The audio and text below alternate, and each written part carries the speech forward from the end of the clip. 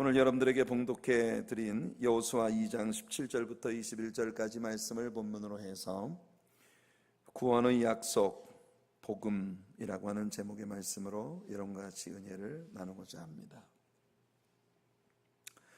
오늘 우리가 펼쳐놓고 있는 이 말씀은 여러분들이 익히 잘 아시는 대로 여호수아가 보낸 두 사람의 정탐꾼이 여리고성 안에 기생 라합의 집으로 들어갔고, 그 정탐꾼들의 정체를 알아챈 기생 라합이 그 정탐꾼들을 자신의 위험을 무릅쓰고 몰래 숨겨주고 안전하게 피해서 나가도록 도와주고, 그녀가 하나님께 대해서 가지고 있었던 그 믿음의 고백을 삶을 통해서 나타낸 그와 같은 행동들, 그리고 그녀에게 준 두 정탐꾼들의 구원의 약속, 붉은 줄을 그녀에게 주고 이 줄을 창문에 매달고 그 가정에 모여있는 모든 사람들에게 반드시 여리고가 멸망할 때 구원을 주겠다고 하는 구원의 약속이 담겨있는 그런 스토리를 우리가 오늘 펼쳐놓고 있습니다. 그 중에 일부를 우리가 함께 읽었는데요, 오늘 이 말씀을 통해서 우리는 정말 순수한 복음의 아주 명료한 그런 그 요소들을 발견하게 됩니다. 여리고라고 하는 성은 내벽이 폭이 12피트나 되어지는 굉장히 두터운 내벽을 가지고 있고, 또 외벽이 6피트에 달하는 그런 그리고 높이가 30피트에 해당하는 그런 상당히 강력한 성벽으로 이루어진 그런 도성입니다. 내벽과 외벽 사이에 상당한 그 거리가 있어서 그 위에 많은 사람들이 집을 짓고 거주하고 있을 정도로 그렇게 아주 튼튼한 성벽을 가지고 있었던 것이 여리고라고 하는 그런 성읍이었습니다. 놀랍게도 고고학자들이 발굴해낸 여리고의 옛 폐허를 보면은 그렇게 가히 그 시대의 전략적 무기의 형편으로 놓고 볼 때는 난공불락의 철옹성이라고 이를만 했었던 그 강력한 성읍이 마치 어떤 현대전에 굉장히 강력한 그 무기로 폭격을 받은 것처럼 그렇게 아주 풍비박산 나버린 그런 흔적을 찾아내었다고 하니까 참 굉장히 여리고성의 패망은 시사하는 바가 아주 큰 그런 일이라고 하겠습니다. 여리고성읍 안에는 굉장히 많은 사람들이 살았겠죠. 남녀노소, 종들, 많은 사람들이 살았겠지만 그 여리고성에 살고 있었던 사람들 중에 우리가 이름을 알고 있는 사람은 오직 한 사람뿐입니다. 라합이라고 하는 여자죠. 그녀는 기생이었습니다. 그런데 그녀는 우리에게 예수 그리스도 안에 있는 성도들의 구원이 어떤 그림인지를 아주 선명하게 보여주고 있는 그런 여성이라는 것이에요. 그래서 우리가 이 라합에 대해서 상세하게 좀 연구해 볼 가치가 있는 것입니다.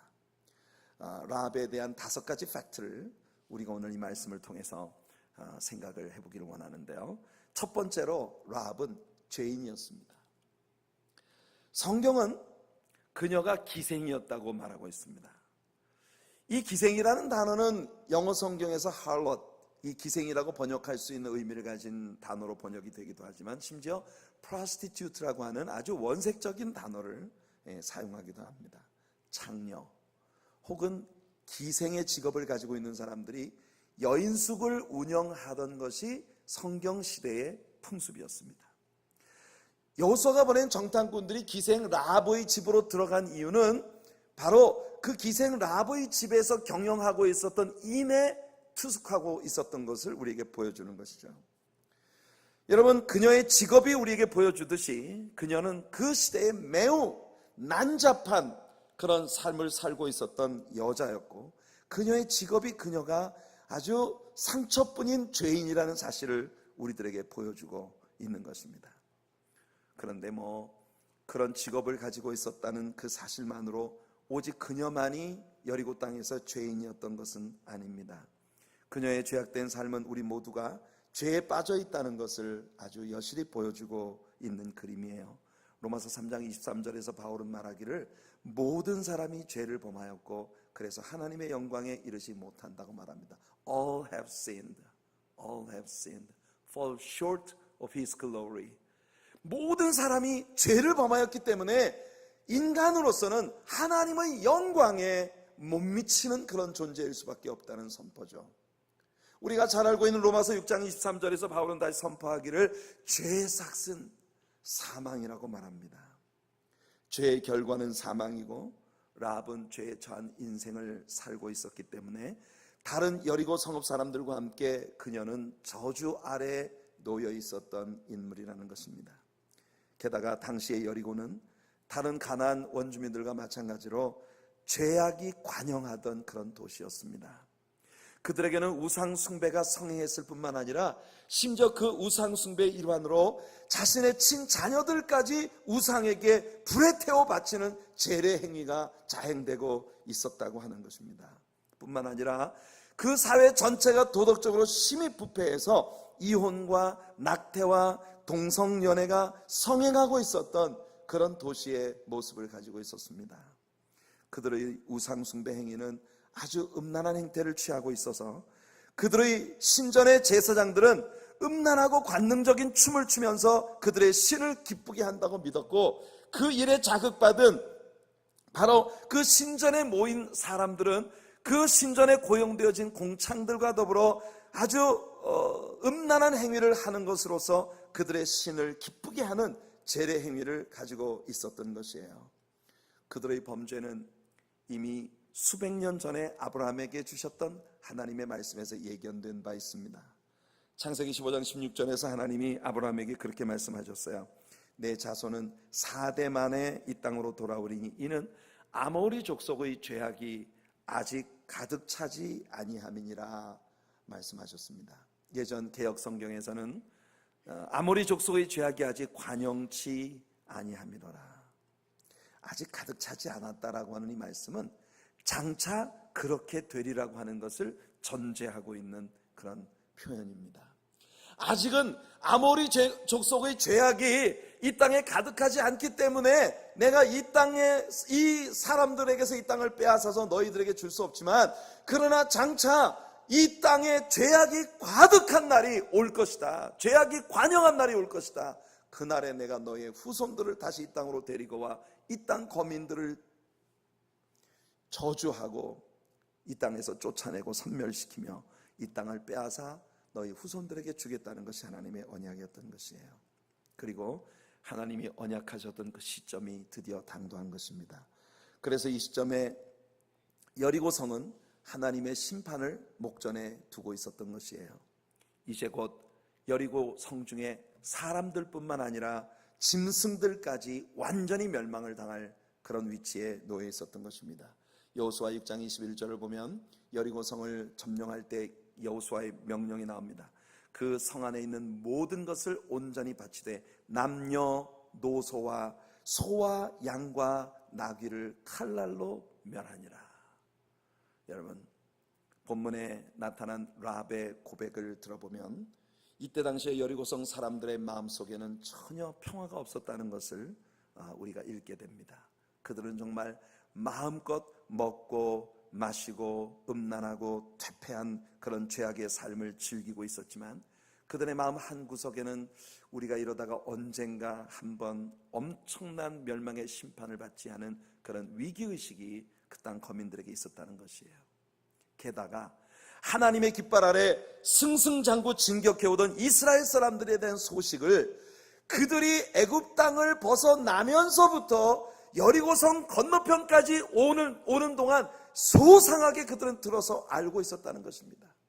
어떻게 이스라엘의 하나님이 이스라엘 백성들과 함께 하셔서 애굽 땅에 10가지 재앙을 내리시고, 그리고 그 당대 최고의 강대국이었던 애굽의 소나기로부터 노예되었던 그 이스라엘 백성들을 해방시켜 주셔서 어떻게 홍해바다를 육지같이 건너고 어떻게 바로 왕과 그 모든 군대를 물속에 수장시키셨으며 어떻게 광야를 지나가는 동안 마라의 쓴물을 달게 하시고 엘림의 오아시스를 그들을 위해 예비하시고 시내 산에서 계약 백성으로서의 하나님과 놀라운 신앙의 계약을 가진 그런 민족으로서의 확정을 주시고 반석에서 생수를 터뜨려 마시게 하시며 하늘에서 만나를 내려 먹게 하시며 르비딤 광야에서 아말렉과의 거대한 싸움에서 대승을 거두게 하시고 그들이 광야를 진행해 나가는 모든 시간들 동안 하나님이 한 걸음씩 앞장서 가시며 그 모든 이방인들을 벌벌 떨게 하시고 그들에게 길을 예비해 주시고 지금 여리고 맞은편까지 그들을 인도해 오셨다고 하는 이 놀라운 소문을 여리고 사람들은 이미 들어서 알고 있기 때문에 기생 라합이 고백하는 바로는 그 도시에 있는 모든 사람들이 정신이 나갔다고 말을 하고 있습니다. 성도 여러분, 어쩌면 이것이 우리가 살고 있는 이 세상의 모습을 대변하는 것은 아닐까요? 우리가 살고 있는 이 세상은 쾌락이 극에 달하고 교만은 끝간데 없이 높아 모든 세상 사람들이 하나님을 경멸하고 내가 저 북극 지폐의 산 위에 하나님의 보좌와 비길이라고 호언하던 루시퍼처럼 그렇게 사탄에게 그 영혼을 팔아버린 오늘의 현대 사회의 모습은 정말 끝간데 없는 교만으로 자신을 높이고 있지만 원인 불명의 불안과 공포와 불면의 밤을 보내야 하는 그 뜨거운 아픔이 오늘 세상 사람들을 넋이 나가게 만들고 있는 그런 세상을 우리는 살아가고 있는 것입니다. 여리고의 형편과 그 안에 처해 있었던 기생 라합의 위치, 그것이 바로 오늘 이 시대를 살고 있는 우리들의 위치라고 하는 것입니다. 예수님이 없었다면 우리들의 신세도 당시에 여리고에 살고 있었던 다른 여리고 거민들과 조금도 다를 바가 없는 멸망을 목전에 두고 있는 그런 죄인들이라는 거죠. 사랑하는 성도 여러분, 어떤 사람은 옛날부터 말세 했는데 뭐 지금 무슨 말세가 또 새삼스럽게 오느냐 생각할지 모르지만 여러분, 하나님께서 우리들에게 주신 모든 기다림의 시간들은 하나님의 은혜의 유예의 기간들입니다. 여러분, 베드로는 우리들에게 하나님께서 예수님이 더디 오시는 것은 오직 하나, 그가 아무도 멸망하지 않고 다 회개하기에 이르기를 참고 기다리시는 인내의 시간이라고 선포하고 있다는 것입니다. 따지고 보면 여리고 성읍의 모든 사람들에게 하나님은 정말 오래 기다려 주셨습니다. 이미 야곱의 후손들이 그 땅에서 나간 때로부터 400년, 그들이 애굽 사람들과 호의적인 기간을 보냈던 시간까지를 포함해 약 430년의 시간이 있었고, 그로부터 애굽에서 나와서부터 40년이라고 하는 시간을 이 이스라엘 사람들이 가나안을 향해 점점 가까이 다가오는 이 모든 시간을 사실은 하나님께서 죄악이 관여해 가던 아모리 족속들을 심판하시기까지 기다려주신 유예기간이었다는 것을 우리는 놓쳐서는 안 되는 것입니다. 하나님의 유예기간 가운데 인간들이 가지고 있는 모든 것이 전부인 것처럼 그렇게 사람들이 끝간데 없는 교만으로 하나님을 대적하고 있는 그런 세상의 모습을 우리는 보고 있는데, 여러분, 여리고라는 땅에 산다는 사실만으로도 기생 라합은 벌써 죽은 목숨입니다. 왜냐하면 그녀가 살고 있었던 여리고라는 도성 자체가 이미 사망을 목전에 두고 있기 때문이죠. 그런데 게다가 가만히 있어도 죽을 판인데 하나님 앞에 정말 끔찍한 죄를 저지르며 살고 있었던 라합의 삶을 보면 그녀는 정말 죽음을 피할 길이 없는 그런 사망에 처한 죄인이라는 것이에요. 그러나 기생 라합의 두 번째 팩트는 우리들에게 그렇게 절망적인 상황에 있었던 그녀에게도 하나님이 희망을 주셨다는 사실을 배우게 합니다. 그것이 뭐냐? 기생 라합이 복음을 들었다는 것입니다. 바로 여호수아의 소식을 들었다는 것이고, 그 여호수아의 군대와 함께 하시는 하나님에 관한 소문을 그녀가 들었다는 것이에요. 그녀가 바로 이 복음을 들었다는 사실은 오늘 우리 앞에 펼쳐져 있는 이 스토리의 일대 전환점을 우리들에게 보여주는 것입니다. 기막힌 이 그녀에게 벌어지고 있었던 모든 상황들을 일거에 뒤집는 완전한 일대 전환점을 우리들에게 제공해주고 있는 것이에요. 라합이 들었던 복음은 이 도시에 곧 여호수아의 군대가 진격한다는 것입니다.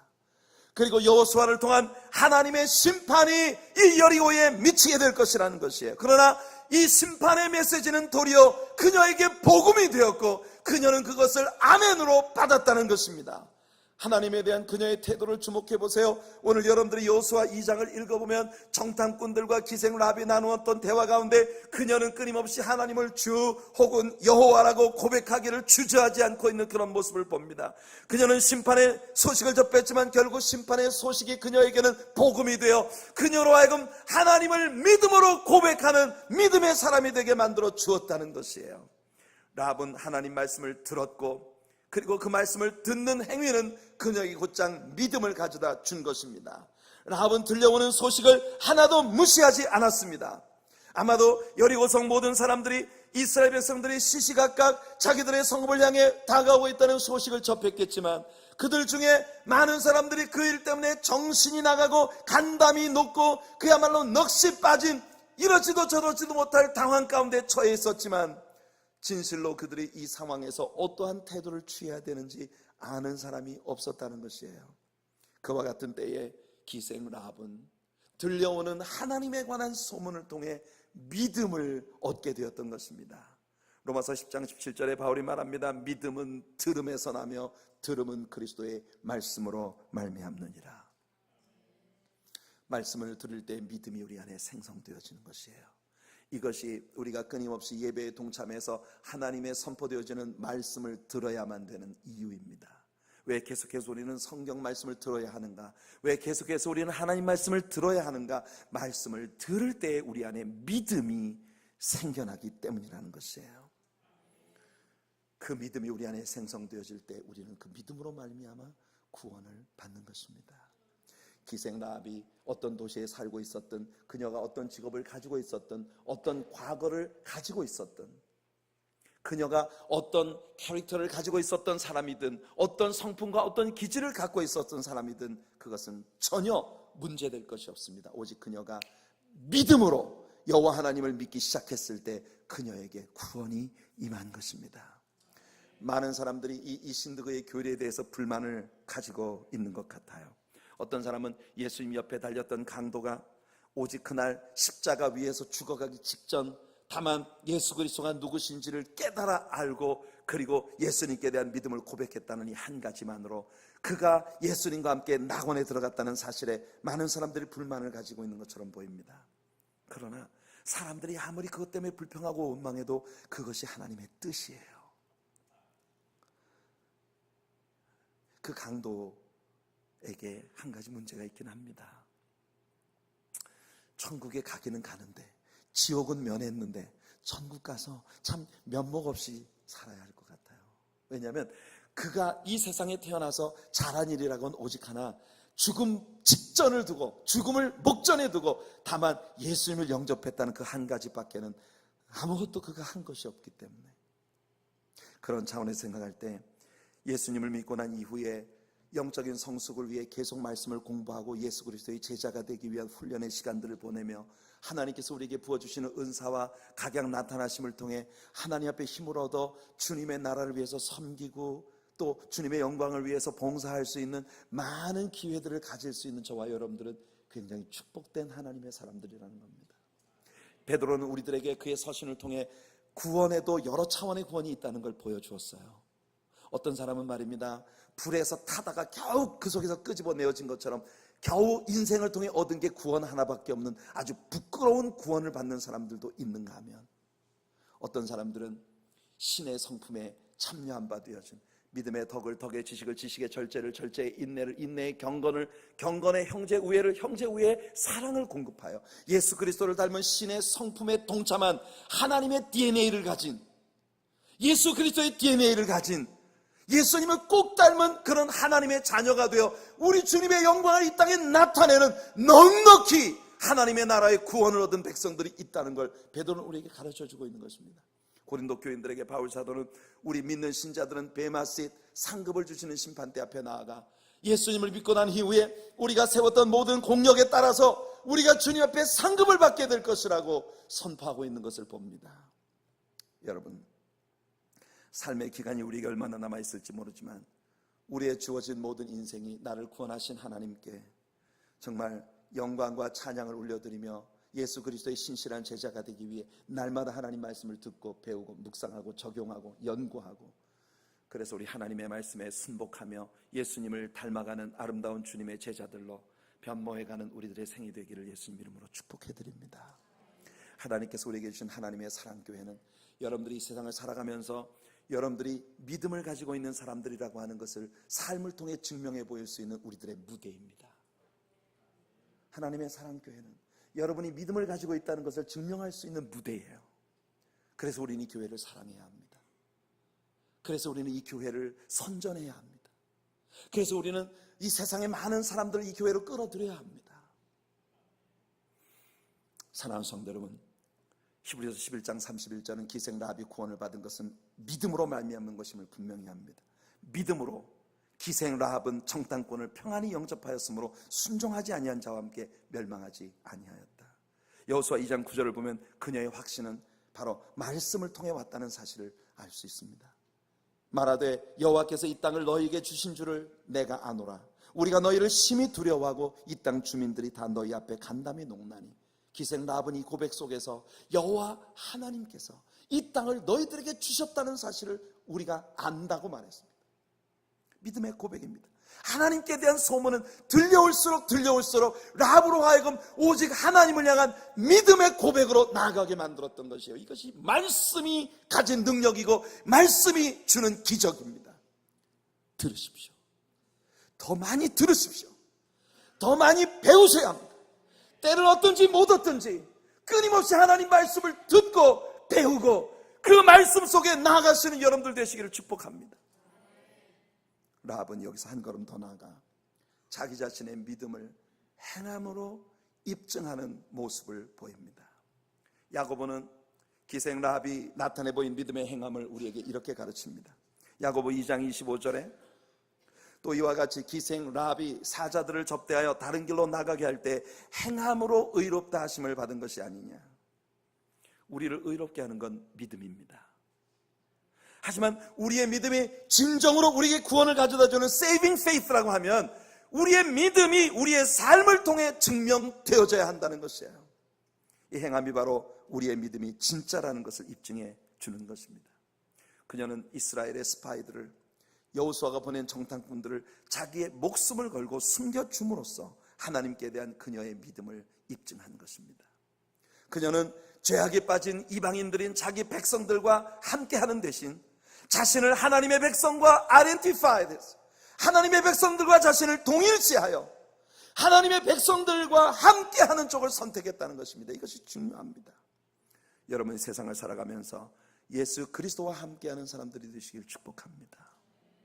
여러분 곁에 여러분에게 즐거움을 주고 여러분에게 웃음을 주고 여러분들에게 물질의 유익을 주고 여러분들의 삶의 이득을 가져다주는 수많은 환경과 사람들이 있겠지만 여러분이 세상의 어느 누구보다도 예수 그리스도와 여러분을 동일시하시는 그런 우리 성도님들 되시기를 축복합니다. 오늘 본문에서 여호수아가 보낸 정탐꾼들이 이 기생 라합과 더불어 한 가지 약조를 맺습니다. 굉장히 중요한 말이에요. 그것은 기생 라합의 집에 창문에 붉은 줄을 매달으라고 그 붉은 줄을 이 스파이들이 기생 라합에게 주었습니다. 그녀에게 주홍색 줄을 주면서 이것을 내 집 문에 매달아라. 저는 이것이요 너무나 멋진 그림이라고 생각합니다. 여호수아 2장 18절을 보니까 우리가 이 땅에 들어올 때 우리를 달아내린 창문에 이 붉은 줄을 매고 내 부모와 형제와 내 아버지의 가족을 다 내 집에 모으라. 여러분, 여리고 성이 멸망하던 날 오직 라합의 집 창문에만 이 주홍색 줄이 매달려 있었습니다. 여리고 성에 살고 있었던 어떤 사람도 이 줄이 무엇을 의미하는지 알지 못했을 것입니다. 사랑하는 성도 여러분, 오늘 여러분들의 마음의 창에는 구원의 표식인 이 붉은 줄이 달려 있는지 확인하십시오. 여러분이 그리스도께 속한 사람이라는 걸 알리는 믿음의 붉은 줄이 오늘 여러분에게 매달려 있습니까? 어쩌면 이 줄의 색깔이 주홍빛인 것은 우리 주 예수 그리스도의 보혈에 젖은 우리의 마음을 예표하는 그림이 아닐까요? 여러분이 주일날 교회로 모으는 것을 보면서 세상 사람들은 여러분들이 쓸데없는 짓을 한다고 생각할지 모릅니다. 여러분들이 주님께 헌신된 삶을 살며 수요일이고 금요일이고 새벽마다 하나님의 집에 찾아나와 말씀을 배우고 엎드려 기도하고 하나님 앞에 섬김의 삶을 살아가기 위해 여러분의 물질을 드리고 시간을 드리고 재능을 드리며 온갖 여러분이 소중한 가치를 부여하던 삶의 귀한 것들을 우리 주님 앞에 내려놓고 살아가는 모습을 볼 때 과거에 여러분의 친구였던 사람들은 여러분들을 조롱하고 여러분들을 박해할는지도 모릅니다.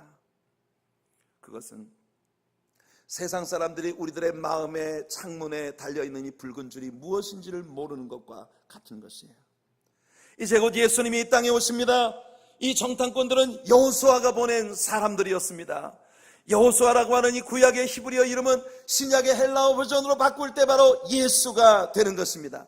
이 이름의 의미는 여호와는 구원이시다, 여호와는 우리를 구원하시는 하나님이시다, 바로 그런 의미를 갖고 있다는 것이에요. 성도 여러분, 예수님이 저를 여러분들에게 보내셨습니다. 정탐꾼들을 기생 라합의 집에 보내었던 여호수아처럼 오늘 예수 그리스도가 저를 여러분들에게 그의 사자로 보내셔서 오늘 여러분들에게 구원의 복음을 선포하게 하십니다. 성도 여러분, 예수님께서 마치 여리고에 진군할 여호수아의 군대처럼 이 땅에 곧 진군해 오실 것입니다. 그때 여러분들의 믿음의 줄을 예수님 앞에 보일 수 있게 하시기를 축복합니다. 제가 여러분들에게 선포하는 이 단순하고 명료한 예수님의 복음을 믿음으로 받아들이는 여러분들 되기를 축복합니다. 그것이 바로 여러분들의 마음의 창문에 예수 그리스도의 은혜의 십자가에 흘리신 보혈을 상징하는 붉은 줄을 매달고 살아가는 것이죠. 여기 아주 흥미로운 것이 한 가지 있습니다. 기생 라합의 집이 성벽 위에 있었다는 것입니다. 이미 오늘 설교의 서론에서는 이 여리고라고 하는 성이 굉장히 두터운 성벽을 가지고 있고 그 성벽 위에 많은 사람들이 집을 짓고 살고 있었다는 이야기를 했습니다. 여호수아 2장 15절을 보시면 라합이 그들을 창문에서 줄로 달아내리니 그의 집이 성벽 위에 있으므로 그가 성벽 위에 거주하였습니다. 놀랍지 않습니까, 여러분? 나중에 보면 여호수아의 군대가 하나님의 명령을 따라 하루 한 바퀴씩 여리고를 돌고 마지막 1회째 되는 날에는 7바퀴를 돌고 하나님의 명령에 따라 제사장들이 나팔을 울릴 때 한 성을 지르자 이 여리고 성이 무너져 내렸습니다.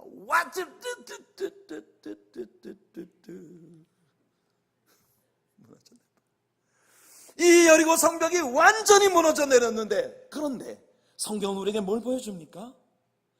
기생 라합의 집은 안전했다는 것입니다. 그녀의 집에 모여 있었던 모든 사람들은 다 구원을 받았다는 것입니다. 이것이 우리에게 보여주는 그림이 뭡니까?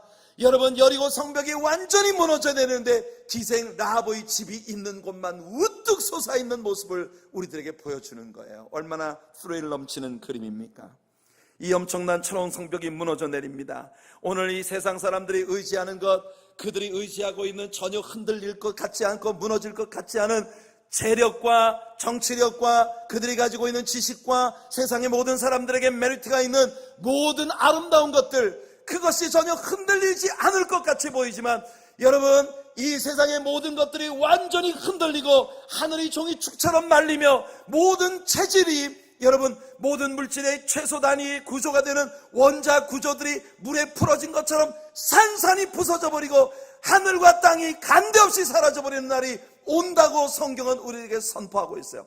사람들이 믿고 있는 모든 것이 흔들리고 사람들이 믿고 있는 모든 것이 세잔하게 되겠지만 오직 예수 그리스도는 흔들림이 없는 우리의 구원의 반석이십니다. 기생 라합은 똑같은 그 성벽 위에 집을 짓고 살고 있었지만 그녀의 집은 여호수아의 군대가 진격해 올 때 안전을 누릴 수 있었다는 것이에요. 세상 흔들리고 사람들은 변하여도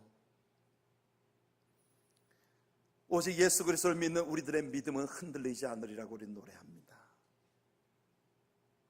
데살로니가 전서 1장 10절에 바울이 선포합니다. 또 죽은 자들 가운데서 다시 살리신 그의 아들이 하늘로부터 강림하실 것을 너희가 어떻게 기다리는지를 말하니 이는 장래의 노하심에서 우리를 건지시는 예수시니라. 할렐루야, 할렐루야. 온 세상에 대한 하나님의 진노하심으로부터 우리를 건지는 것은 예수 그리스도입니다. 데살로니가전서 5장 9절에 다시 바울이 말합니다. 하나님이 우리를 세우심은 노하심에 이르게 하심이 아니요 오직 우리 주 예수 그리스도로 말미암아 구원을 받게 하십니다. 그래서 여러분, 기생 라벡에서 발견되어지는 네 번째 팩트는 기생 라합이 이제 한 가지 숙제를 얻었다는 것이에요. 오늘 우리들의 본문 18절부터 20절까지 말씀 보면 정탐꾼들은 라벡의 창문에 붉은 줄을 매고 그녀의 집에 부모와 형제 모든 친척들을 다 모으라고 말합니다. 내가 사랑하는 사람들을 이 집에 모아라. 이 집에 있는 한 모두가 안전할 것이다. 라합의 직무는 이제부터 그녀의 사랑하는 사람들을 찾아 나서야 하는 일이에요. 그녀는 그녀가 사랑하는 사람들을 찾아가서 외쳐야 합니다. 이제 며칠 후면 이 도성은 파멸합니다. 구원을 얻을 길은 오직 하나뿐입니다. 믿음의 붉은 줄이 걸려있는 이 집으로 모여야 합니다. 이것이 유일한 구원의 길입니다. 사랑하는 성도 여러분, 오늘 이 시대를 크리스천으로 살고 있는 우리들 모두에게 예수님이 바로 이 숙제를 주셨다는 것입니다. 여호수아서 6장 17절 보면 기생 라합의 성적이 썩 좋았다는 것을 우리가 발견하게 됩니다. 그녀는 그녀의 부모와 가족과 그녀의 식구들을 다 살릴 수 있었습니다. 사랑하는 성도 여러분, 오늘 여러분들에게도 이와 같은 성적표가 나올 수 있게 되기를 예수님 이름으로 축원해 드립니다. 많은 사람들이 다른 사람에게 예수님의 복음을 말하지 못하는 이유가 뭐냐 하면, 사람들이 과연 내 말을 들어줄까? 사람들이 이 복음의 메시지를 보고 듣고 웃지 않을까? 이것을 비웃지 않을까? 내가 창피나 당하는 것 아니야? 말해봤자 소용없을 거야. 그래서 여러분들, 오늘날의 교인들이 도무지 친구들에게 골프를 4시간이나 함께하면서 예수님 이야기를 한마디도 안 하고 지나가는 거예요. 여러분들의 장사하는 가게에 드나드는 수많은 커스터머들을 매일매일 만나지만 그들에게 예수님 이야기를 한마디도 못하는 이유가 바로 여기에 있는 것입니다. 기생 라합에게 주어진 것처럼 우리들에게 숙제가 있습니다. 성도 여러분, 예수님은 곧 재림하십니다. 그분은 다시 오십니다. 하나님의 심판이 예견되고 있습니다. 그 심판을 면할 수 있는 유일한 길은 믿음의 붉은 줄이 걸린 교회로 와야 합니다. 예수 믿어야 합니다. 예수 믿어야 합니다. 애타는 건 저뿐인 것 같아요. 애걸복걸하는 건 저뿐인 것 같아요. 이런 메시지를 어떻게 제가 얌전하게 여러분에게 전할 수가 있겠습니까? 이런 메시지를 어떻게 제가 여러분들에게 정말 폼을 재고 서서 묵직하게 깔린 소리로 그냥 그렇게 여러분에게 전할 수가 있겠습니까? 이 긴박한 메시지를 여러분들에게도 좀 흥분이 있었으면 좋겠습니다. 하나님께서 여러분들의 영혼을 좀 흥분시켜 주셨으면 좋겠습니다. 이 복음의 절박함에 대하여, 예수 그리스도의 피 묻은 복음의 절박함에 대하여, 다가올 미래에 이루어질 이미 성경에 예견되어진 모든 일들에 대한 절박함에 대하여, 성도 여러분, 여러분의 진실로 사랑하는 여러분의 일가 친척들, 부모, 형제들, 자녀들, 그들의 영원한 운명에 대하여 여러분들의 마음이 조금 더 절박해졌으면 좋겠습니다. 믿음의 붉은 줄을 들이운 우리들 모두의 공동체 안에 할 수 있는 한 우리는 사람들을 모아야 합니다. 예수님이 오시기 전에. 우리가 진정으로 구원받은 성도라면, 그래서 그 구원의 감격을 진실로 아는 사람들이라면 우리는 입을 다물고 있을 수 없습니다. 문둥이 4사람이 사마리아 성 밖에 내쳐져서 동족들에게도 버림받고 죽음에 내쳐졌던 그 문둥이 4사람이 하나님이 주신 놀라운 복음을 발견하고 난 다음 그들은 강박관념 가운데 사로잡혔습니다. 만일 우리가 잠잠하고 있으면 하나님의 벌이 우리에게 미칠 것이라고 바울 사도도 말했습니다. 내가 복음을 전하지 않으면 내게 화가 미칠 것이라고, 내가 복음을 전하여도 자랑할 것이 없으면 부득불할 일임이라고. 하나님께서 우리들 모두에게 이와 같은 절박함을 주시기를 간절히 원합니다. 신약 성경에서 예수님을 만난 모든 사람들에게 바로 이 절박함이 나타난 것을 봅니다. 요한복음 1장에서 세례 요한의 제자였던 안드레가 예수님을 따르기 시작하면서 그는 즉시 자기 형제 베드로를 만나 그를 예수님께로 데리고 왔습니다.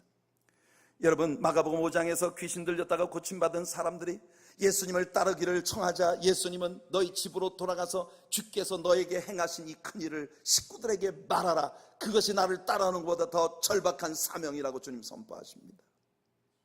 믿으세요.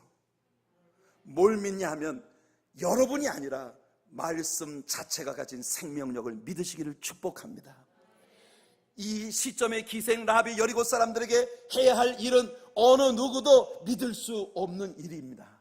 모든 듣는 사람들이 다 꿈 같은 소리 하지 말아라, 웃기는 페리테일 같은 소리 하지 말아라, 이렇게 사람들이 조롱할 일이었어요. 그러나 놀랍게도 그녀가 말을 전했더니 그녀의 집으로 사람들이 몰려왔다는 것입니다. 그리고 그들이 구원을 받았다는 것입니다. 예수 그리스도의 구원의 능력은 우리의 말발에 있는 것이 아니라 우리가 증거해야 할 복음 자체에 있습니다. 예수 그리스도 그분 안에 능력이 있습니다. 이 사실을 믿고 나갈 수 있는 우리가 될 수 있기를 소원합니다. 마지막 기생 라합의 스토리의 5번째 팩트는, 우리가 기생 라합의 스토리에서 절대로 놓쳐서는 안 될 정말 너무나 엄청난 감격입니다. 뭡니까? 마태복음 1장 5절을 보면 우리에게 바로 이 기생 라합이 이스라엘 사람들의 진격에 구원을 받고 이스라엘 남자였던 살몬이라는 사람과 결혼을 했습니다. 연호하고 결혼을 한 건 아니에요. 죄송합니다. 웃기는데 실패했습니다. 살몬이라는 남자와 결혼을 했어요. 기생 라합이. 그래서 낳은 아들이 누굽니까? 보아스입니다. 보아스가 나중에 누구와 결혼하죠? 모압에서 엘리멜렉 일가를 따라 베들레헴으로 들어왔던 룻과 결혼을 합니다. 룻과 보아스 사이에서 낳은 아들이 누구예요? 오벳입니다. 오벳이 누구를 낳느냐? 이새를 낳았습니다. 이새가 누굽니까? 바로 다윗의 아버지입니다. 이 사실은 우리에게 뭘 보여줍니까? 여러분, 기생 라합은 처절하게 절망을 목전에 두고 있었던 여리고의 기생이었습니다. 죄인이었습니다. 멸망을 목전에 두고 있는 죄인이었습니다. 그런데 말이에요, 그녀가 메시아의 조상이 되었어요. 하나님의 패밀리가 됐습니다. 이것이 복음이 가지고 있는 가장 큰 매력인 거예요. 여러분들이 과거에 어떤 사람이었든지 하나님은 따지지 않으십니다. 과거에 여러분들이 어떤 삶의 스타일을 가지고 있었는지 하나님은 그걸 묻지 않으십니다. 오늘 예수님은 저를 여러분들에게 여호수아가 정탐꾼들을 보낸 것처럼 보내어 저로 하여금 여러분들에게 이 말씀을 선포하게 하셨습니다. 이 말씀에 대하여 어떻게 반응할 것인지는 여러분들의 몫이에요. 우리는 기생 라합처럼 모두가 구원 밖에서 태어난 사람들입니다. 죄로 인하여 멸망을 목전에 둔 이 세상의 모든 사람들 속에 우리도 속해 있었던 사람들입니다. 그러나 복음을 들었습니다. 그리고 예수 그리스도를 믿기로 한 거예요. 이제 우리는 믿음의 붉은 줄을 우리 마음의 창에 달았습니다. 주님을 향한 사랑의 목이 메이고 눈물이 마를 줄 모르는 감사와 감격에 넘쳐 흐르는 우리가 되어야 합니다. 사람들이 날 볼 때 저 사람 예수에 미쳤어, 저 사람은 살아도 예수, 죽어도 예수, 앉아도 예수, 서도 예수, 먹어도 예수, 굶어도 예수, 사나 죽으나 예수뿐이야, 예수에 미친 사람이야 라고 하는 모습이 우리들에게서 나타날 수 있게 되기를 소원합니다. 얼마 후면 여호수아의 군대처럼 예수 그리스도가 이 땅으로 들어오실 것입니다. 그리고 저와 여러분들을 이 땅에서 옮겨 가실 거예요. 할렐루야. 언제나 성경은 그렇게 둘 중 하나로 나뉘어지는 모습을 보여줍니다. 두 사람이 함께 맷돌을 갈다가 한 사람은 가고 한 사람은 남는다고 말합니다. 두 사람이 함께 한 이불 속에 잠을 자다가 한 사람은 가고 한 사람은 남습니다. 두 사람이 함께 밭에서 일을 하다가 한 사람은 가고 한 사람은 남습니다. 노아의 배가 두둥실 떠올라 높은 수면 위로 오를수록 이 세상의 모든 것들은 그 물속에 깊이 잠식되어 가고 있는 것이에요.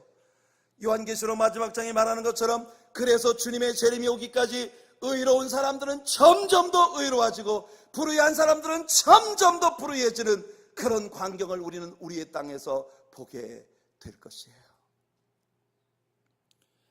성도 여러분, 온 여리고가 초토화되어질 때 우리는 기생 라합의 결혼 소식을 듣습니다.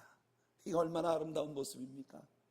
여러분, 온 여리고가 함락되어 온 여리고가 파멸 가운데 다다를 때 기생 라합은 여러분 살몬과 결혼을 했습니다.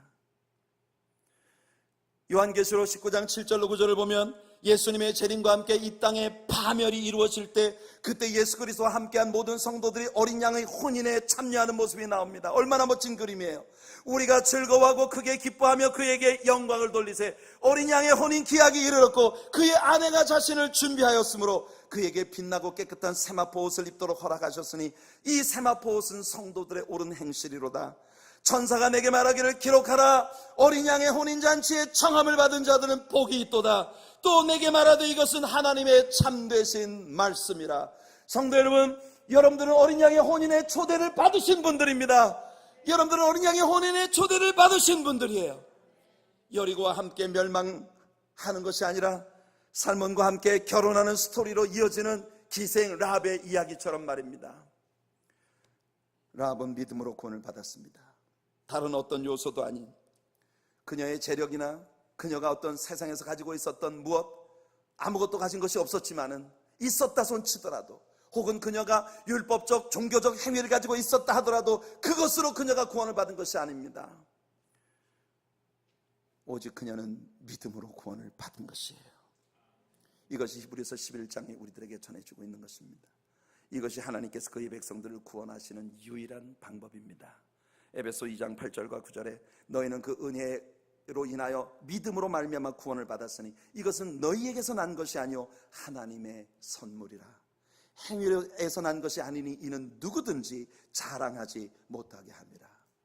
우리가 구원받은 것에 대해 어느 누구도 자랑할 것이 없음은 우리가 믿음을 가졌기 때문이고 그 믿음마저도 하나님의 은혜의 선물로 우리에게 주어진 것이기 때문이라는 것입니다. 기생 라합이 여호수아를 믿었던 것처럼 오늘 여러분들은 우리의 구세주 여호수아이신 예수 그리스도를 믿어야 합니다. 여러분들에게는 그 믿음이 있으십니까? 그 믿음은 여러분들의 삶을 통해 증명되어져야 합니다.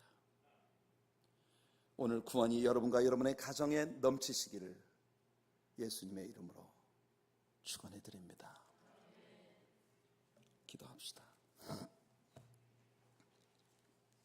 거룩하신 하나님, 그녀가 살고 있었던 여리고라는 도성과 함께 멸망하는 것이 기정사실화되어져 있었던, 멸망을 목전에 둔 한 죄인이었던 기생 라합의 스토리를 우리가 말씀에서 보았습니다.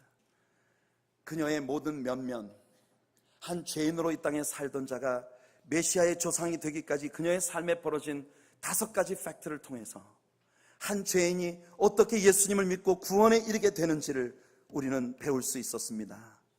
주님, 오늘 이 말씀이 오늘 우리 성도님들의 마음에 잘 박힌 목과 같이 박히게 하여 주시옵소서. 그리고 이 말씀에 대한 반응으로 우리 성도님들이 믿음으로 살아가는 귀한 은혜가 있기를 소원합니다.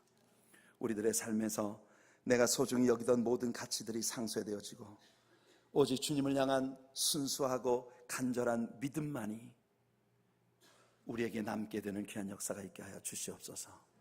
기생 라합에게 이루어진 그 구원이 주님의 사랑으로 우리 안에 이루어지게 하옵소서. 우리들도 붉은 줄이 달린 우리들의 교회 안으로 우리가 사랑하는 모든 사람들을 데리고 올 수 있게 도와주시옵소서. 우리들에게 용기를 주시고 말씀 자체가 지닌 능력을 믿을 수 있게 하여 주시옵소서. 예수님의 이름으로 간절히 기도하옵나이다.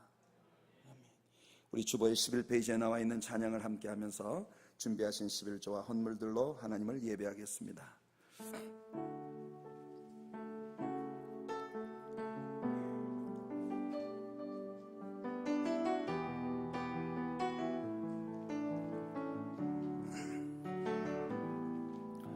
주 사랑이 나를 숨쉬게 해 세상 그 어떤 어려움 속에도 주 은혜로 나를 돌보시며 세상 끝날까지 지켜주시네. 주 사랑이 나를 이끄시네. 주 사랑이 나를 이끄시네. 내가 갈 수 없는 그곳으로 주의 사랑 나를 붙드시며 세상 끝까지 인도하시네. 주님만이 내 이름 아시며 주님만이 내 맘 어루만지네. 어느 누구도 나를 향하신 주님의 사랑을 끊을 수 없네. 주님만이 내 능력이시며 주님만이 나의 구원이시네. 어느 누구도 나를 향하신 주님의 사랑을 끊을 수 없네.